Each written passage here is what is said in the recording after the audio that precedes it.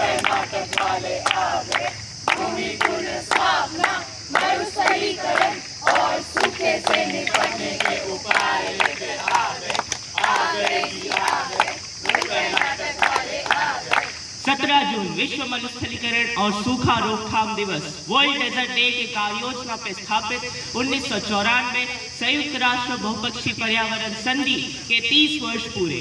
संयुक्त राष्ट्र के देशों ने वर्तमान परिस्थितियों पर चिंता व्यक्त की है। तापमान बढ़ने और कम पानी गिरने के कारण छत्तीसगढ़, बुंदेलखंड, मध्य प्रदेश, महाराष्ट्र और राजस्थान के सूखेग्रस्त क्षेत्र में निरंतर बढ़ोतरी गंभीर चिंता का विषय।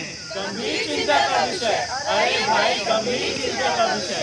अरे भाई, पृथ्वी का बढ़ता तापमान व घटती पैदावार की समस्या क्या कम थी जो कोरोना, यूक्रेन रूस युद्ध, इजराइल हमास व ईरान के युद्ध ने मानव जाति को अनेकों क्राइसिस से गुजरने के लिए मजबूर कर दिया है। तो तू जाग सके तो जाग, तू जाग सके तो जाग, तू जाग सके तो जाग। अरे हाँ, घटते वानिकी क्षेत्र, पिघलते ग्लेशियर, इससे खतरे में पड़ी है हम सबकी जान। बढ़ते सूखाग्रस्त क्षेत्र ले रहा है हमारी जान, ले रहा है हमारी जान, देखो ले रहा है हमारी जान। असुरक्षित जीवन लापता खुशियाँ कर रही है कठिन का जीवन जीने का अवसर। हे ईश्वर, हे परमेश्वर, गंभीर है कितना जल का स्तर। सुनिए मेरे भाई, पहले संयमित ऋतु कितना अच्छा, कितना आनंदमय हुआ करता था। बरसती सावन में थी कोयल कूकती, खिलती थी सुसाजित हो लताएं, फल परिपूर्णता और फूल चारों ओर अपनी खुशबू बिखेरती थी। ठीक कहा मेरे भाई। हाँ, मिट्टी थी उपजाऊ, मौसम सदाबहार होता था, जो मानव जीवन में खुशियाँ हजारों लेकर आता था। परंतु अब जो देखोगे तो सही मौसम भी हमसे रिश्ते ना पहचाने और वो बनते जा रहे हैं अफसाने। अरे भाई, यह तो बताओ, ये भूमि क्षरण और मरुस्थलीकरण क्या है? क्या है भाई, बताओ बताओ क्या है भाई। भूमि क्षरण एक ऐसी प्रक्रिया है जिसमें भूमि पर कार्य करने वाले मानव प्रेरित प्रक्रियाओं के संयोजन से जैव भौतिकी पर्यावरण का मूल्य प्रभावित होता है। मानवीय गतिविधियों, जलवायु परिवर्तन व अन्य कई कारणों से जमीन अनुपजाऊ होकर रेगिस्तान में बदल जाती है। मरुस्थलीकरण विश्व भर में राष्ट्रीय अर्थव्यवस्था को तो प्रभावित करता ही है, साथ ही साथ वह आजीविका को भी प्रभावित करता है। अरे हमें बताओ तो कैसे, बताओ भाई कैसे कैसे। उपजाऊपन की कमी, भूक्षरण, भूस्खलन, जल स्तर की कमी, सूखा आदि हम सबके पूरे जीवन को कठिन कर बनाते हैं।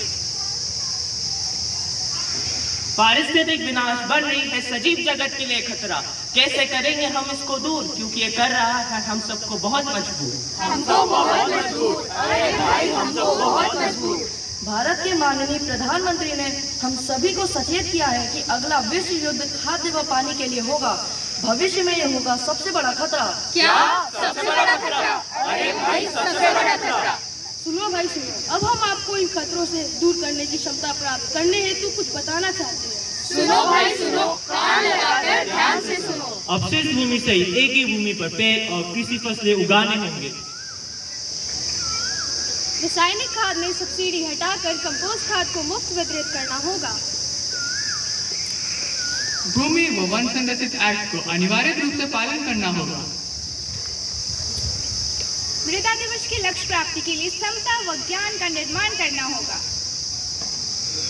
आपदा आने पर सभी देशों को दूसरे देशों के साथ मिलकर यूएन संधि के अनुसार मदद करनी होगी। योजना की क्षमता को बढ़ावा देने के लिए कार्यकर रणनीति तंत्र को बढ़ावा देना होगा। अवहेलना की स्थिति में पूरा भुगतान देना होगा। निपटने की क्षमता प्राप्त करने के लिए जीवन के प्रत्येक स्तर में सुधार आवश्यक रूप से लाना होगा। The state of food and nutrition of the world के अनुसार 2030 तक 60 करोड़ लोग ऐसे होंगे जो कि भूखमरी और कुपोषण का शिकार हो जाएंगे। कैसे बचे भाई, कैसे बचे? नहर नदी योजना द्वारा सूखे क्षेत्र को जोड़ना व नई तकनीकी सिंचाई अपनाना होगा। एग्रो फॉरेस्ट्री व हरित संक्रमण निवेश को हमारे देश की अर्थव्यवस्था के सभी पहलुओं के डिकार्बनाइजेशन में तेजी लानी होगी। सतत समावेशी अर्थव्यवस्था व विकास से एक ऐसा विश्व बनाना होगा जो सबके लिए उचित हो और जो किसी को भी पीछे न छोड़े। औद्योगिक प्रतिष्ठान को प्रदूषण की ओर ध्यान दिलवाने हेतु तत्परता से नियमों का पालन करवाना होगा। संसाधनों का रिसाइकलिंग व नाइट्रोजन स्थिरीकरण करने वाले पौधे फसल उगाने होंगे। सूखा आपदा के जोखिम का सामना करने के लिए कार्य योजना द्वारा हम सबको तैयार रहना होगा। जन भागीदारी द्वारा खाली पड़ी भूमि को वृक्षारोपण और आजीविका योजना के एकीकृत रूप से जोड़ना होगा। ताल तले के गाद हटाकर काली मिट्टी द्वारा पुनः संवर्धन करना होगा। चिपको आंदोलन के तर्ज पर पुनः आंदोलन चलाना होगा। सूखा सहिष्णु पेड़ों को लगाना व नेपियर घास जैसी फसलों से मिट्टी का संरक्षण व पुनर्जनन किया जाना होगा। सूखे से बचने के लिए खाली पड़ी बंजर जमीन को स्कूलों के लिए कृषि वानिकी परियोजना हेतु आवंटित किया जाना होगा। कृषि वानिकी को पाठ्य पुस्तक व प्रायोगिक रूप में छात्रों को करवाना होगा। भूमि उत्सव आयोजन को सम्मानित कर प्रोत्साहित करना होगा। आप सब भोजन समझे हो भैया? झन काटो रे हरिहर पेड़ ल भैया, पेड़ हमार मिटन कस होते रे भैया, पत्थर के बदले फल देते रे भैया, पोकट में आशीष देते रे भैया, आशीष देते रे भैया। रुख की महिमा ल समझो और जानो, दाई दादा कस अपन लइका कस मानो। हला कान्हे मन हला कान्हे रे भैया, तबो ले नहीं समझे काबर गुसैया। आज अगर नहीं समझे त काली पछताओ, छूछा हो जाई हमर भूमि, हाथ मलत रही जाऊं। हम मिलकर कदम बढ़ाएंगे, भूक्षरण, मरुस्थलीकरण और सूखे जैसे आपदा को दूर भगाएंगे। मिलेगा कभी हरियाली और मानवता के रंग, मुस्कुराते रहे सदैव हम एक दूसरे के संग, हम एक दूसरे के संग।